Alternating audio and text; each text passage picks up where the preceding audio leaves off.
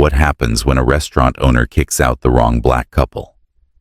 Without knowing, he's just evicted the people who own the entire building. He thought they were nobodies.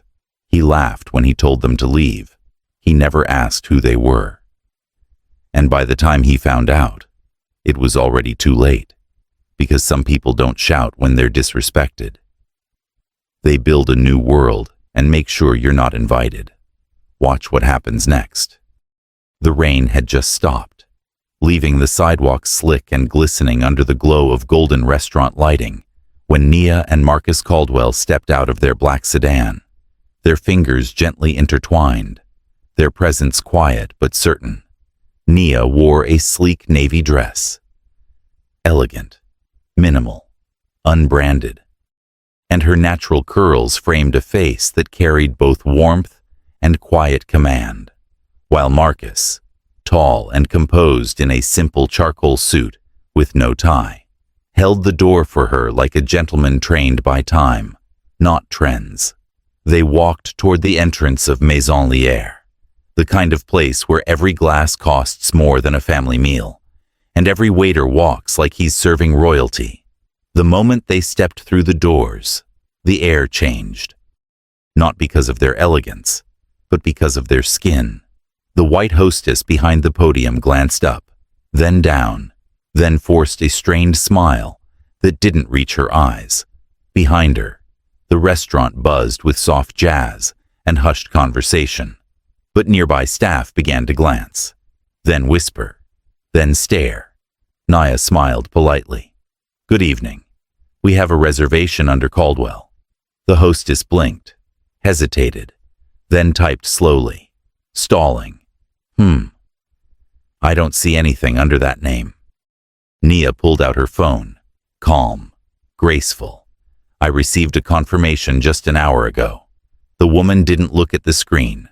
"One moment," she said, and turned to disappear behind a door. From the side, the owner, white, mid-50s, silver hair cropped close, watched from the bar, sipping something brown in a crystal glass. His eyes scanned Nia and Marcus like inventory. He walked over. "Can I help you too?" he asked. Voice clipped, dismissive. Nia repeated, "We have a reservation." The man shook his head slowly. "We're fully booked tonight. Private event." His tone wasn't apologetic. It was final. "But the room looks half empty," Marcus said, his voice even, respectful. "We confirmed a table for two." The man offered a smile that wasn't a smile. "Yes. Well, sometimes things change. Perhaps try somewhere a bit more casual." The words lingered in the air like smoke. A nearby couple turned their heads. The waiter holding a tray froze. Nia's fingers tightened slightly on Marcus's. "We dressed appropriately. We were on time. And we confirmed." The man shrugged. "We have standards. I'm sure you understand." Behind them, a white couple walked in laughing. Same hostess, same moment, no hesitation. "Right this way," she said brightly. They were led past Nia and Marcus with ease, without effort. The woman looked at Nia, then away. The man smirked. Marcus's jaw clenched, but his voice remained calm. "Is this really happening?" The owner didn't flinch. "Yes, it is." A busboy walked by slowly, eyes full of apology. No one else moved. No one else spoke. Nia looked at Marcus. He nodded, and they turned. Slowly, deliberately, walking back out into the night, their dignity intact, but the room they left behind suddenly colder. As Nia and Marcus stepped away from the glow of Maison Lière, the soft rain began again, a light drizzle that kissed their shoulders as they walked silently down the block, the quiet between them heavy, with something deeper than shock. It was the kind of silence born from familiarity, from the repetition of a wound you no longer bleed from, only brace for. Behind them, inside the restaurant, the mood shifted. A server leaned against the bar and muttered. They really thought they were getting seated. Another laughed, low and cruel. Did you see his face when the boss said, "Somewhere more casual"? I felt that. The hostess returned to her podium, smirking, tapping on her phone. Within seconds, a story was up. Tonight's entertainment, a couple dressed like they're here for brunch, trying to get into a black tie prefix. It was followed by a grainy photo from behind the podium. Nia and Marcus, backs turned, standing still just before they were dismissed. Comments rolled in. Fast. Should have known better. Why embarrass yourself like that? Entitlement is wild. The owner chuckled from his place at the bar, swirling his drink like a trophy. You can always tell, he said to no one in particular. They walk in trying to pretend they belong, but you can feel it. Doesn't matter what they wear. There's a difference. The bartender said nothing. He just cleaned a glass slower than usual. One of the younger waiters, Ava, frowned. They were polite, calm, didn't cause a scene. The owner shot her a look. They didn't need to. This isn't that kind of place. We curate our experience here. Ava bit her lip and stepped back, her hands clenched behind her apron. In the back kitchen, a dishwasher named Jose whispered to a line cook. That woman looked familiar, like I saw her on TV or something. The cook shrugged. Doesn't matter. She won't be back. Meanwhile, outside the restaurant, Nia and Marcus reached the end of the street. They hadn't spoken since leaving until Marcus exhaled. I knew the second he walked up. Nia nodded, her voice low. He never even looked at the reservation. He looked at us. A car rolled by slowly, the window down just enough for someone to yell. Should have known your place before speeding off into the mist. Nia blinked, but didn't flinch. Did you see the girl? The waitress. Marcus nodded. She looked sick, like she wanted to say something, but didn't, couldn't. They reached the curb and stood still as the drizzle thickened, their hands finding each other again. No yelling, no fighting, no drama, just the quiet devastation of knowing that once again, their presence had been seen as an intrusion. Marcus finally said, "Let's go home," but in his voice was something else. Something stirring, not rage, not sadness, something colder, sharper. "Tomorrow," he said, "they'll learn what kind of place this really is." The video went viral before the dinner rush ended, shared first by the hostess on her private story, then reposted by a waiter, then picked up by a popular Karen watch page with the ironic caption entitled, "Couple Demands, 5-star service without a reservation." The 6-second clip showed Nia and Marcus from behind, standing at the host stand, their posture calm, their voices unheard. But the text overlay made the verdict easy. No reservation, no class. Within the hour, the comments swarmed like bees drawn to blood. Typical. One read, "Fake it till you get kicked out. I'd pay to see their faces when they were told to leave. They dress up. But the attitude always shows." Laughing emojis. Thumbs up. The tone wasn't outrage. It was a sport. And the internet played hard.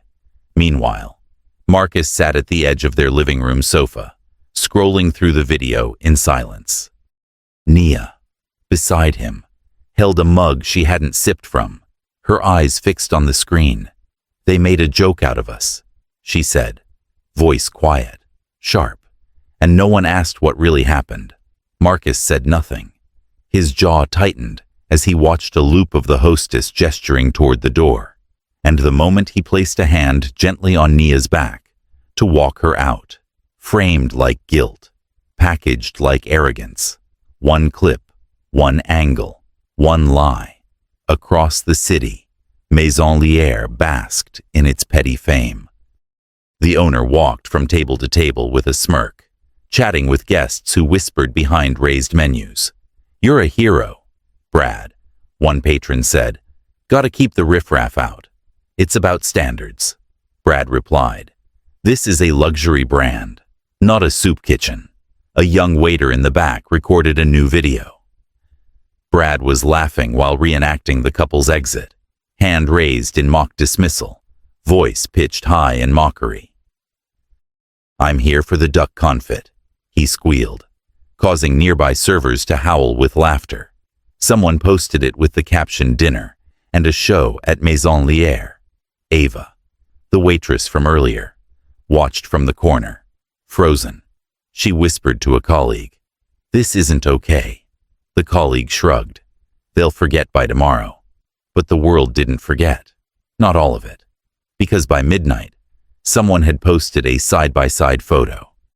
One of Nia from the video, and another from a food festival last year, standing beside two celebrity chefs, holding a microphone, name tag visible. Nia Caldwell, culinary correspondent, Global Taste Awards. The caption read, "Wait, is this the same woman they kicked out?" Then came another post, this time a press photo. Marcus Caldwell, standing on a construction site in a hard hat, shaking hands with the mayor, real estate developer, philanthropist, owner of Caldwell Holdings. And just like that, the story cracked. A wave of silence swept the mocking pages. Comments turned. Yo, I think they messed up. Wait, they kicked out who? Oh no. But the damage had already rippled. The mockery had gone public. And now, it would come full circle. Because Nia and Marcus had been humiliated, not in secret, not in a quiet corner of a city, but in the center of the digital stage. And the curtain hadn't even risen yet. By morning, the story had erupted beyond control. National blogs picked it up, some quoting the video mockingly, others digging deeper. Within hours, Nia Caldwell trended on Twitter, followed closely by Maison Lière. Screenshots flooded the feed, a Time magazine feature on the women redefining fine dining, with Nia Caldwell centered between global culinary giants. Another post surfaced from Forbes. Marcus Caldwell's urban revival projects are transforming America's downtowns. The pieces came together fast and violently. The entitled couple from last night's viral footage wasn't just anybody. They were two of the most powerful figures in the city's cultural and economic landscape. People gasped, recoiled, deleted comments, and then reposted them in shame. One TikTok user stitched the original video with the headline, "Y'all laughed. But she could have bought the restaurant and had change left over." The internet's tone shifted. It wasn't funny anymore. It was terrifying. Maison Lière's Google rating plummeted from 4.8 stars to 2.1 in less than 12 hours.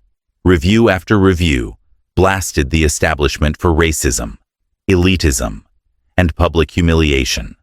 The restaurant's Instagram comments were flooded with, "Apologize to Nia Caldwell. You kicked out royalty. Hope the duck confit was worth the lawsuit." Brad, the owner, stared at his phone behind the bar, watching his name swirl in digital flames. "This can't be happening," he muttered, pacing. "It's the internet. It'll pass." But his staff was quiet now. Ava, pale and still, watched as news outlets called the restaurant asking for comment. Reporters appeared outside. One morning host went live with, "A high-end restaurant in Midtown is under fire today for mistreating one of the world's most respected culinary critics." And her billionaire husband, staff, huddled in the back, whispering, "We kicked out a critic, a billionaire's wife." That's not just a bad review. That's a death sentence. Meanwhile, across town, Marcus sat calmly at his desk, phone in hand, his lawyer on speaker. "They've broken their lease terms," the voice said. "You can evict them immediately. The paperwork's ready." He didn't blink. "Do it." Nia, nearby, typed slowly at her laptop. Her blog's headline was already done. A seat at the table. When dining rooms decide who deserves to eat, she didn't use rage. She didn't need to. Her words were measured, surgical. She described the ambiance, the dismissiveness, the moment the white couple behind them was seated, without a question. And then, with precise poise, she closed it. The food, I cannot comment on. I never got to taste it. The hospitality, however, left a bitter taste I won't soon forget. Within 30 minutes of publication, the post had 3 million views. Emails poured in. Chefs, restaurateurs, influencers, all pledging support. One reader wrote, "I cried reading this. You didn't deserve that. None of us do." At Maison Lière, the phones rang off the hook. Reservation apps crashed, not from demand, but from people canceling en masse. Someone painted "Respect is the new reservation" on the front window before dawn. And Brad, for the first time in 20 years, he sat alone in his empty dining room, shaking as he watched the truth unfold. Because now he knew, he hadn't just turned away customers, he had turned away the future. And it was already at the door. By noon, the sky over the city darkened. Not with rain, but with the weight of reckoning. A matte black SUV rolled up in front of Maison Lière, not slowing, not stalling, stopping with the certainty of someone who never had to ask permission. The back door opened, and Marcus Caldwell stepped out first, dressed in tailored black from head to toe, not a logo in sight, but every thread screaming power. He adjusted his cuffs as he stared up at the restaurant that had once dared to humiliate his wife. Behind him, another car pulled up. Nia stepped out in silence, wearing the same navy dress from the night before. An intentional reminder that nothing had changed about her, but the world's perception. Her eyes were calm, deadly, unreadable. Cameras clicked from across the street. Reporters gathered like moths to a flame. Marcus walked straight to the entrance. The door, for once, didn't open for him. He pushed it open himself. The few staff inside froze. Brad, pale and frantic, rushed from the back, already sweating through his shirt. "Mr. Caldwell, please, this is a misunderstanding. I didn't know. I swear, I didn't." Marcus raised a hand. Silence. Then he reached into his inner jacket pocket and calmly handed over a manila envelope. 30-day eviction notice. Effective immediately. Brad blinked. Evicts. Eviction. You lease this property from Caldwell Urban Development. You signed that lease without knowing who you were renting from. Just like you looked at me without knowing who you were throwing out. Brad looked down at the paper as if it were written in fire. "Please," he said, voice cracking. "I've built this place for 20 years, and you ruined it in 20 seconds. Marcus replied, "Actions have consequences. Brad, you built a business, not a legacy. You made profit your god and prejudice your policy. Now both are bankrupt." Before Brad could respond, the restaurant doors opened again. And in walked Nia, flanked by 3 respected food critics, all with notebooks in hand. The room shrank. She stopped beside Marcus, her voice soft, almost kind. "This place could have been something special," she said. "But instead of creating a space where everyone could belong, you created a shrine to your own ego." Brad stammered, "You don't have to do this." "I'm not doing anything," Nia interrupted. "You did." She handed him a card. On it was the title of her review, already published. Brad didn't need to read it. He'd already seen the fallout. She stepped back beside Marcus. "Let's go," she said. "This place doesn't deserve our time." Marcus nodded. But before they could leave, Ava, the young waitress who had tried to speak up, stepped forward, nervous but firm. "Mrs. Caldwell, I'm sorry. I didn't do enough. I saw what was happening and I froze. I should have said something. Nia turned, looked into her eyes, and for a moment, the storm softened. You saw, she said, and that means you'll see it next time. Just don't stay silent again. Ava nodded, tears welling. Marcus handed her a second envelope. There's an offer in there. We're opening something new. We want people who know the difference between serving a plate and serving dignity. Ava opened it. Inside was a formal job offer from the welcome table, a culinary project funded entirely by the Caldwells. Her hands shook. Her mouth dropped. Thank you, she whispered. Don't thank us yet. Marcus said, help us change the industry. Then we'll talk. They turned to leave, and for the first time in the restaurant's history, everyone watched a customer exit in silence. Not because they were dismissed, but because the building itself had just been handed a verdict. The storm had arrived. And it didn't need thunder to tear the roof off. By sundown, the lights inside Maison Lière were still on, but the soul of the restaurant had bled out. The eviction notice had reached every food and business outlet before Brad could even call his attorney. Review sites had collapsed under the weight of thousands of one-star ratings, each review sharper than the last. One read, "You can taste the racism before the appetizers." Another simply said, "No table's worth your dignity." The local news aired the footage of Marcus handing Brad the envelope, followed by a split screen of Nia's blog post and the viral clip that started it all. But the real destruction came in silence. The chef, once proud of his 10-course tasting menu, resigned in a single sentence posted to Instagram. "I refuse to cook under a roof that turns people away, based on how they look." The restaurant's main sponsor, a luxury wine label, pulled its contract within the hour. Their statement was swift. "We don't pair our name with places that poison the experience." By the next morning, the city fire marshal received an anonymous tip about code violations.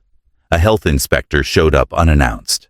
One waiter quit mid-shift, slammed his apron on the floor, and walked out to applause from the kitchen staff. Even the linen supplier terminated their agreement, citing irreconcilable brand values. The building, once a temple of exclusivity, now echoed with the hollow shuffle of abandonment. Brad tried to apologize publicly, on camera, in writing, through PR. But every word landed like a lie told too late. His statement, "We were unaware of the couple's identity," was mocked endlessly. One commenter nailed it. "That's the problem. You needed to know who they were to treat them like people." Within 48 hours, the reservation system was shut down permanently. A printed sign taped to the front door read, "Closed for restructuring." Someone had written beneath it in Sharpie. The structure was the problem, but the most brutal blow came when a former dishwasher went live on TikTok, detailing a year's worth of microaggressions, underpaid labor, and racial profiling inside the restaurant. The video hit 1 million views overnight. Brad's face became a meme. Captioned, "When you evict yourself with your own mouth." And in the eye of the storm, Marcus and Nia said nothing. They didn't need to. Their silence was the strategy. Their stillness, justice. The eviction was carried out legally, efficiently, and ruthlessly. Locks were changed, utilities cut, and by the end of the third day, Maison Lière was just another empty space with a shattered reputation echoing between its walls. No farewell service, no last toast, just dust, silence, and the lingering smell of entitlement cooked too long on high heat. The city moved on, but no one forgot, because sometimes justice doesn't come in courtrooms. Sometimes it comes wrapped in poise, delivered through grace, and finalized with an envelope and a closed door. 3 weeks later, where Maison Lière once stood cold and quiet, sunlight now poured through freshly cleaned windows into a space reborn. The name above the door had changed. Etched in gold over warm wood, the new sign read, "The Welcome Table." No velvet ropes, no reservation, only plaque. Just a glass door that opened wide, and a promise printed beneath the name, "Everyone has a seat." Inside, construction crews had finished early. What once held a wine wall now displays portraits of underrepresented chefs from around the world. Where Brad had once strutted through leather booths and quiet discrimination, new voices filled the space. Laughing, learning, creating. And at the center of it all stood Ava, the former waitress who had once whispered her shame and regret in front of Nia. Now she wore a tailored gray blazer with a silver pin that read, "Director of Community Experience." She led the first team meeting with calm authority, standing beside a diverse team of new hires. "This is more than a restaurant," she told them. "It's a second chance, for all of us." In the corner, Elijah, a young black culinary intern from a public college, wiped his eyes after tasting a dish made from his late grandmother's gumbo recipe. Nia had personally invited him after reading a letter he sent. "You showed me I belong in kitchens I was afraid to walk into." Marcus, meanwhile, announced that Caldwell Holdings had purchased the entire building. Not just the restaurant space, but the floors above, converting them into a culinary incubator for minority chefs, refugee bakers, and food entrepreneurs with more talent than capital. Press flooded in. The New York Times called it the most human fine dining experience of the decade. One headline read, "From Evicted to Empowered: How Two Quiet Giants Rewrote the Industry." Nia refused interviews. She preferred to show, not speak. But when a reporter finally caught her after a soft launch, she simply said, "We don't build walls anymore. We build tables, long ones." Later that evening, she and Marcus sat at one of those tables with Ava, Elijah, and the first group of guests. Some in suits, some in uniforms, some just off the bus. No one asked for proof of belonging. No one had to explain how they got there. Dishes arrived with flavors from Ethiopia, New Orleans, Korea, and Haiti. And when someone asked who trained the head chef, Ava smiled proudly and said, she trained herself. She just needed someone to open the door. Around them, glasses clinked. Not in luxury, but in solidarity. Strangers shared desserts. Staff were thanked by name. No corner of the room was silent. No one was turned away. And far from the ashes of Brad's arrogance, a new culture was being planted. One that fed not just the stomach, but the soul. The video wasn't flashy. No dramatic lighting, no music swelling in the background. Just Nia Caldwell, seated at the head of one of the welcome table's long oak dining tables, wearing a simple cream blouse, her hair tied back, eyes steady and clear. The camera rolled. She spoke. "This was never about food," she began. "It was about permission. Who gets to belong? Who gets to be seen? Who gets to be served?" She paused, letting the silence do what most noise never could. Pierce. "The night I was turned away, I wasn't surprised. That's the quiet part. It's not new. It's just the same story dressed in linen napkins and expensive cutlery. But what they didn't realize is, we're done whispering about it." She leaned forward slightly, hands clasped on the table. "I've eaten at the finest restaurants in the world. I've reviewed meals prepared by masters. But I've also eaten with my hands on concrete steps. And let me tell you, respect doesn't come from the price of your plate. It comes from the heart of the person handing it to you." The comment section filled instantly. Thousands watched, tears welling. Dozens of chefs reposted the clip with captions like, "She's the voice we needed." "This table," she said, her hand tapping the wood, "is for everyone who's ever been told they're too loud, too quiet, too brown, too different to sit down and be treated like they matter. This isn't a comeback story. This is a course correction, and we're just getting started. Her voice didn't rise. It didn't need to. The message carved itself into the bones of anyone who heard it. We don't want revenge. We want revolution, a quiet one, made from kindness, from excellence, from truth. One dish, one smile, one unapologetic seat at a time. She looked into the camera, gaze unwavering. You don't need to be rich to deserve a seat. You don't need to be known. You just need to be human. And that, to me, will always be enough. The screen faded to black. Then appeared the words, "Every table matters." And the revolution didn't start. It continued. The scent of roasted thyme and caramelized onions drifted through the air as the first official evening at the welcome table began. Soft jazz humming in the background, laughter rising in waves, not forced, not rehearsed, but real. The kind of laughter that only comes when people feel safe. A young man in a crisp white shirt, his hands trembling slightly, placed a dish in front of an elderly Latina woman who had never dined in a restaurant without a tray. She smiled at him with tears in her eyes. "You made this?" she asked.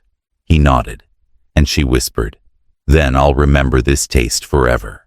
In the back, Elijah moved with purpose, no longer the quiet intern, but the conductor of a kitchen that pulsed with pride and creativity. He called out orders with clarity, checked plates for perfection, and whispered words of encouragement to chefs who had once been told they'd never cook for anyone beyond their own neighborhoods. At table 6, a Muslim woman in a hijab laughed with a Jewish mother of 3, sharing stories about their grandmother's cooking, finding comfort in the way the food made them feel. Not different, but connected. No one asked where they were from, only if they had tried the dessert. Near the window, Ava watched it all unfold. The team she now led, the culture she helped restore, the dream she once thought was too big for someone like her. She clutched a handwritten note folded in her apron pocket. It read, "Lead with your heart. We'll handle the rest." Nia. Outside, across the street in a quiet black SUV, Nia and Marcus sat side by side, not speaking, just watching, their hands laced together as if to say, This is what it was all for." A young boy passed by with his mother and paused to look through the glass. "Mama," he said, pointing at the glowing faces inside. "That place looks happy." His mother smiled, brushing a curl from his forehead. "One day," she said, "we'll eat there." Nia smiled from behind the glass. Marcus whispered, "We'll make sure they do." The car drove off slowly, the street reflecting their taillights like gold threads across the pavement. Inside, a toast was raised. Not by the wealthy, not by the powerful, but by a table of strangers who met that night and left as something more, family. Because in a world that had once made people fight for a seat, this table stood firm, and it would always have room. They thought they were turning us away. They thought they were protecting their image, guarding their space, preserving their brand. But what they were really doing was revealing everything. About who they were, about how far we haven't come, about the price of pride dressed up as policy. They didn't see two people. They saw assumptions. They saw a threat. They saw an inconvenience.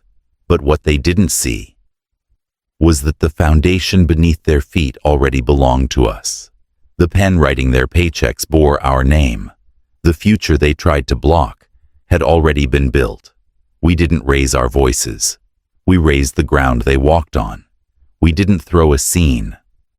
We threw open a door and let the world see what happens when you mistake dignity for weakness. Now, their name is on a shuttered door.